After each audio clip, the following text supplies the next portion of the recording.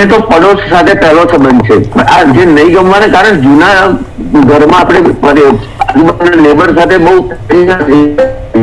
હવે નવા સાથે થઈ શકાય, પણ એમાં સમય લાગે ત્યાં સુધી નથી ગમતું. એટલે એવું જ હોય છે કે સામેવાળાને બી તમારી સાથે બોલવું હોય છે. જેમાં નવા લોકો હોય, હવે મારા તો ઘણી વાર એવું જ થયું છે કે સામેથી માણસોએ બોલાવ્યું છે, આપણે બી થોડોક સમય આપવો પડે છે કે એકદમથી ક્લોઝ ફ્રેન્ડ નથી થવાતું. બોલાવ્યું, મેં બોલાવ્યું, એમ કર્યું, એના કરતા થોડું ગ્રેજ્યુઅલી જવા. અને એના માટે સૌથી સરસ છે કે એવી જગ્યાઓ પર શાંતિથી થોડો સમય ગાળો. જેમ કે લિફ્ટ છે, લિફ્ટની બાજુમાં તમે બેસો તો તમને ખબર પડશે કે બિલ્ડિંગમાં આવતા જતા લોકોનું વર્તન કેવું છે, આ છે. અને કોણ એમાંથી ઘણા લોકો તમને બોલાવશે, ઘણા નહીં બોલાવે.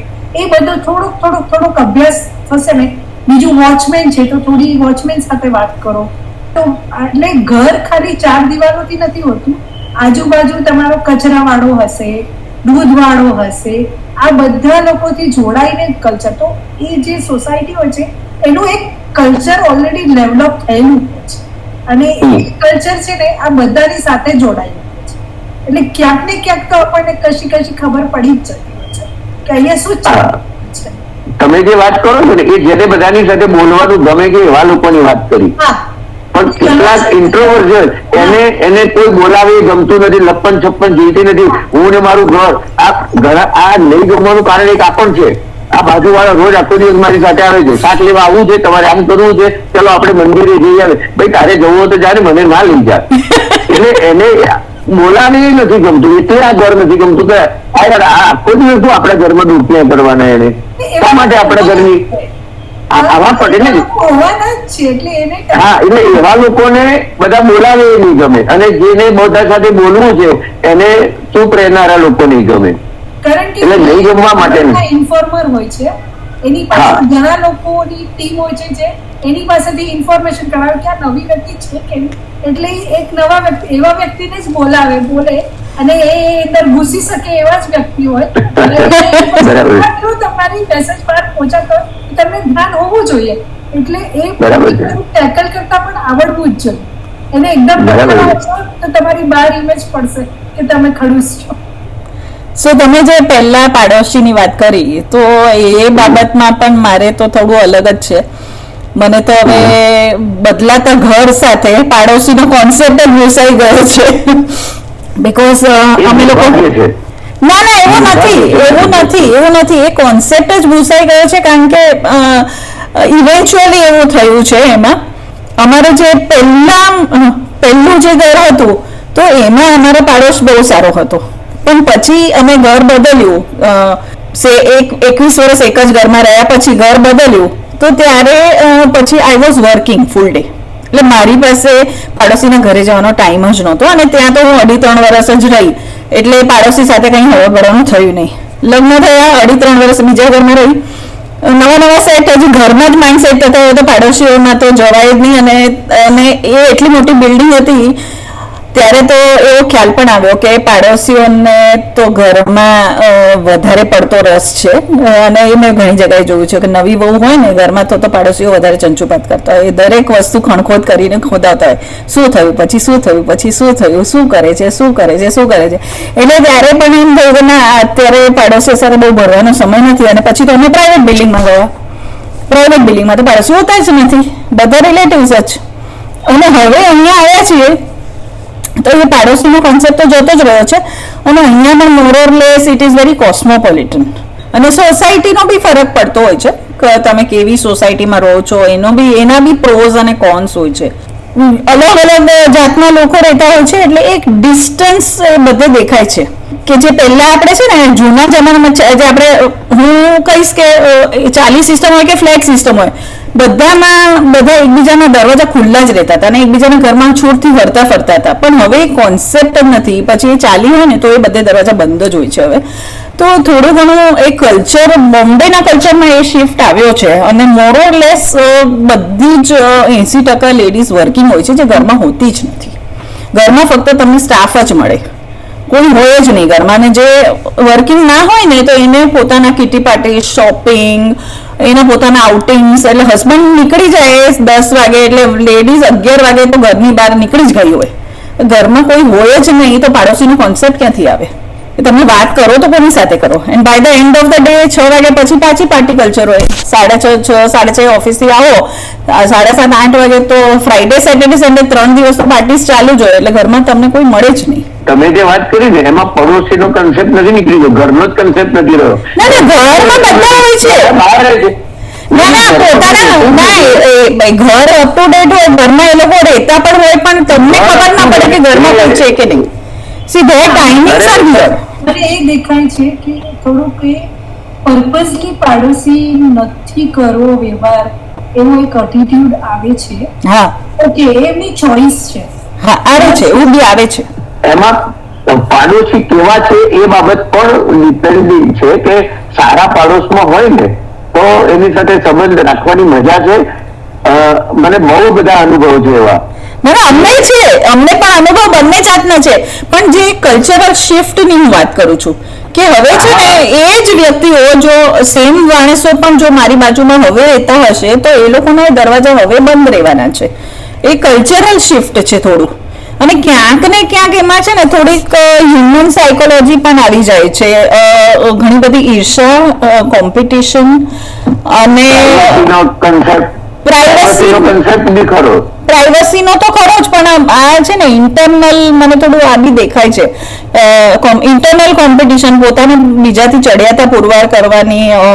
પહેલાના ટાઈમમાં એવું હતું, બહુ ડિફરન્સ તમને દેખાય નહીં, પણ હવે કલ્ચર એક તો કોસ્મોપોલિટન થઈ જાય, ખાવા પીવાની હેબિટ્સ અલગ થઈ જાય, કલ્ચર ટોટલી જુદું થાય. જ્યારે હું જ્યાં રહું છું ત્યાં તો કોરિયન લોકો પણ રહે છે અને જર્મન લોકો પણ રહે છે. ફગેટ આપણે હિન્દુ મુસલમાન એ તો છોડી દો, અમારે તો ચાઇનીઝ પણ રહે છે. ઘણી વાર ભાષા બી નથી ખબર હોતી, કલ્ચર બી નથી ખબર હોતું, એટલે એક રીતે અમે ઓપન અપ બી થઈ જઈએ છીએ કે આપણને ઘણો બધો નવો બી ખ્યાલ આવે છે કે જેવી રીતે હવે ગ્રુપ્સને બને છે સોસાયટીના, તો અમને ઘણી બધી નવી વસ્તુનો બી ખ્યાલ આવતો છે કે ના, આપણે એક નાનકડા એરિયામાં વિચાર કરીએ છીએ પણ વિશ્વ એનાથી ઘણું મોટું છે અને ઘણું બધું જુદું જુદું બી છે. એટલે એના ફાયદા પણ છે, પણ એક કલ્ચરલ શિફ્ટ થોડો દેખાય છે કે થોડુંક બધાને ઓછું ભરવું હોય છે. એટલીસ્ટ બોમ્બેમાં એવું છે. ઇટ ઇઝ ડન થોડુંક પર્પઝલી કરવામાં આવ્યું છે. એની પાછળના કારણો પાછળ બી ખબર પડશે કે શા માટે. એટલે એમાં એવું થયું, એક જણ કરે છે તો હું પણ કરું, આવી રીતે હું પણ કરું, અને થોડું એને એમ્ફેસિસ વધારે આપવામાં આવ્યું છે. પણ કદાચ ઇટ્સ નોટ નેચરલ. ના, પણ થોડું ગ્રુપિઝમનું કલ્ચર ઇન્ડિયામાં છે જ કે અમુક લોકોની સાથે જ ગ્રુપમાં રહેવું, અમુક લોકોને બહાર જ કાઢવાની. જ્યારે બહુ મોટી સોસાયટીઓ હોય ને 200 ફ્લેટની, તો ત્યારે એમાં વધારે દેખાય છે. બહુ મોટી સોસાયટી હોય, આપણે 200 ઘર હોય તો 200 જોડે આપણે સહજ નથી ને, પણ આપણી આજુબાજુના 4 ફેમિલી સાથેની વાત. હા, પણ એમાં હું એ જ કહેવા માંગુ છું કે 200 ઘર હોય અને સમજો તમારી સામે વાળો જે માણસ હોય કે તમારી બાજુમાં 4 ઘર હોય, એ લોકો 4 જુદા ગ્રુપમાં હોય તો તમારે ક્યાં બળવું? તમારી જેવું એટલે નથી. એ ઓપ્શનમાં આવે એ બધી વસ્તુ.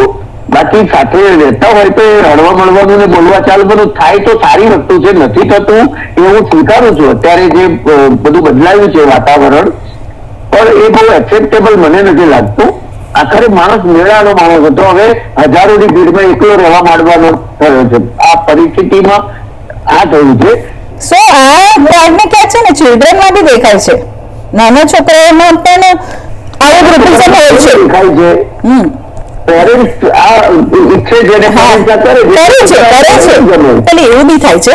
ખાસ કરીને તમે જુદા આર્થિક સ્તરથી આવતા હોય છે ને તો બહુ ડિસ્ક્રિમિનેશન હોય છે. એ બી મેં જોયું છે કે એક લેવલના માણસોને એક રીતે ટ્રીટ કરે, બીજા લેવલના માણસોને બીજી રીતે ટ્રીટ કરે. સમજો હવે કોઈ માણસ છે કે જે નવો પૈસા થયા અને નવી જગ્યાએ રહેવા ગયા, પણ ત્યાં આગળ જે ઓલરેડી માણસો છે બીજા લોકો એ પહેલેથી ગરબા શ્રીમંત છે, તો એ નવી વ્યક્તિને એન્ટરટેન નથી કરતા, એમને આવવા નથી દેતા, એમની સાથે જાણી જોઈને નથી ભરતા. હવે એમના બી હશે પ્રશ્નો, હું એમ નથી કહેતી કે કોઈના પ્રશ્નો બધાના હોય છે, કારણ કે ઘણીવાર વૈચારિક મતભેદ જ આવે કે અમુક રીતની થોટ પ્રોસેસ જ ના આવે, તો પછી એની જોડે ફાવે જ નહીં. તો આવું બી થાય છે ને ત્યારે પણ ઘણીવાર નથી ફાવતું. આર્થિક તમે જે બાબત કહો છો એ તો સાચી જ છે, પણ એવી રીતે આપણે જ્ઞાતિનું પણ હોય છે. આપણે ધારો કે જૈન હોઈએ તો આપણને આજુબાજુ જૈન હોય તો ગમે. તમે જોજો અમુક લોકોની લાઈફ સ્ટાઈલ એવી હોય, ખાણીપીણી એવી હોય, એના ઘરમાં અમુક પ્રકારની રસોઈ થતી હોય, આપણને સૂગ ચડે એવું હોય, અથવા આપણા ઘરમાં એવું થતું હોય તો એને સૂગ ચડે. પણ રહેણી કરણી ખાવા પીવાની સ્ટાઈલ, એને ઘરમાં બધા છોકરા ધમાલ કરતા હોય અને આપણે શાંતિ જોઈતી હોય. એટલે એ લાઈફ સ્ટાઈલ ના કારણે પણ પડોશ કેવો છે એ આધાર રાખે છે આપણી સુખી થવા બાબત ઉપર. રાઈટ. એટલે પડોશીઓના સંબંધો ઘણી વખત છે ને ઘરની અંદર ને ઘરની બહાર કેળવવા પડે, કે ઘરની અંદર નહીં પણ બહાર તો આપણે પડોશીના સંબંધો કેળવી શકીએ છીએ. આપણે નીચે રાખીએ છીએ, અમુક ટાઈમ ફિક્સ કરી શકીએ છીએ, એક વાતનો ટોપિક છે, અમુક ટોપિક પર ડિસ્કસ કરી શકીએ છીએ, અને અમુક વાત હોય તો એ ચર્ચામાં આપણે કરવાનું નથી. ઘણો ડિફરન્સ છે. સંબંધ બી જળવાય અને તમારો એક સંબંધ તો રહે જ, કે એક ધર્મના નથી, એક ખાણીપીણીની હેબિટો અલગ છે, પણ જે કોમન હોય છે ને એ જનરલી આપણે એક દેશમાં તો રહીએ જ છીએ ત્યારે, તો એ હિસાબે ઘણી વખત જોડાઈએ છીએ અને એ હિસાબે વાતો કરીએ છીએ. તો એ ચર્ચાઓને એ ટોપિકો બસ એટલું લિમિટમાં ધ્યાનમાં રાખી લેવાનું કે ભાઈ આપણે આમની સાથે આ જ વાત કરવાની, બીજી વાત નહીં કરવાની. એટલે સંબંધ જળવાય. બરાબર. એની પરિસ્થિતિ પણ ના લઈ આવો, એને બહાર જ કે ભાઈ આપણે ચાલો ફિક્સ કરી નાખીએ કે 5 વાગે નીચે મળશું, કારણ કે આપણે એકબીજાના ઘરે નથી છો. બરાબર છે. એકબીજાના ઘરે જવાથી સંબંધ આવ્યું નથી. હવે તો નવી સોસાયટીઓ કે મોટા હાઈ રાઈઝ ફ્લેટ બને છે, એમાં મેં જોયું કે નીચે બાંકડા મૂક્યા હોય, સિનિયર સિટીઝન ત્યાં બેસે, ચાલવાની વ્યવસ્થા હોય, જીમ હોય, તો ત્યાં આગળ જઈને બધા બેસતા હોય સાંજે સિનિયર સિટીઝન એમ ટાઈમ પાસ કરતા હોય છે. હા, બસ એટલે મને મજા જ આવે. એટલે આમાં ધર્મ જ છે એક પ્રકારનો. એટલે આમાં હું એવું બી કહીશ કે આપણે જો નવા ઘરે જતા હોઈએ ને તો આપણે ગમતી એક્ટિવિટી ક્યાંક જો કમ્યુનલ થતી હોય કમ્યુનિટી સાથે, કે તમને વોકનો શોખ છે તો વોકિંગ ગ્રુપમાં જોડાઈ જઈએ, કે જીમમાં જવાનો શોખ છે તો બિલ્ડિંગના જીમમાં જાઓ, તો ઓળખીતા થોડા એ વાતાવરણ બની જશે. આજે તમે કહ્યું તો અમારી સોસાયટીમાં બી એવું છે જ કે નીચે 6:30 કે 7 વાગ્યાથી બધા બેસવા માંડે, થોડી વાર ગ્રુપ્સ છે એમાં પણ ઠીક છે, જેને જ્યાં બેસવું હોય ચાલે, થોડી વાતો કરે. બાળકો રમતા હોય જોવાની મજા આવે. હા, એ રીતે અને એ રીતે ગ્રુપ બનતું હોય છે, ભલે આપણે સામા કારણે ન રહેતા હોય, બીજા બ્લોકમાં કે બીજી વિંગમાં રહેતા હોય, નીચે બધા સાથે મળતા હોય ત્યારે વ્યવહાર હોય છે. અને જો વાડકી વ્યવહાર નહીં, ઈડલી વ્યવહાર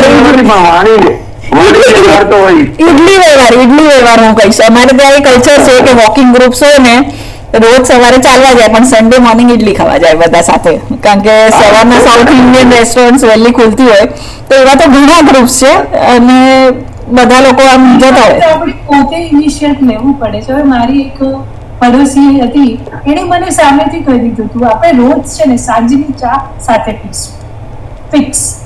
અને એ અમે લોકો બસ આખો દિવસ ન બોલીએ, પણ એ 4-5 વાગે નક્કી હોય કે ચલો કાં તો એ મારા ઘરે આવશે કાં તો હું એના ઘરે જઈશ અને ચા પીને છૂટા પડીશ, કારણ કે એ ટાઈમ મારે આ જ કેવું છે. હું જે પાડોશીની માટે આગ્રહ રાખું છું એનું કારણ આ જ છે કે નહીતર માણસ આકડો પડી જાય, એકલો પડી જાય છે, એને કંઈક તો જોઈએ છે, અને આ રીતે થાય તો સારી વસ્તુ છે. અને હવે શું છે કે દરેક પ્રકારના લોકો હોવાના જ છે, આપણે ઈચ્છીએ આપણે ફેમસ તારક મહેતા વાળું છે ગોકુલધામ સોસાયટી, કેવા પ્રકારના માણસો છે, લગભગ બધી જગ્યાએ એવા હોય જ છે. ઘણાને આગળ લાવવું પડે, ઘણાને પાછળ લાવવું પડે ને આપણે એડજસ્ટમેન્ટ કરવું પડે, અને એમાં જ મજા આવે છે. કારણ કે ભલે તમને એક વ્યક્તિ ગમતું પણ ન હોય, પણ તમને કશું નવું જાણવા તો મળતું જ હોય છે દૂરથી ઘણી વખત, કે હા અચ્છા આવું છે, આમ ચાલતું હોય, અરે આમ થતું હોય, અચ્છા એવું તો નવું શીખવા, કે દરેક જગ્યાએ બધા મળવાના છે, બધી ટાઈપના લોકો મળવાના છે, અને એમાંથી જ રસ્તો મળવાનો.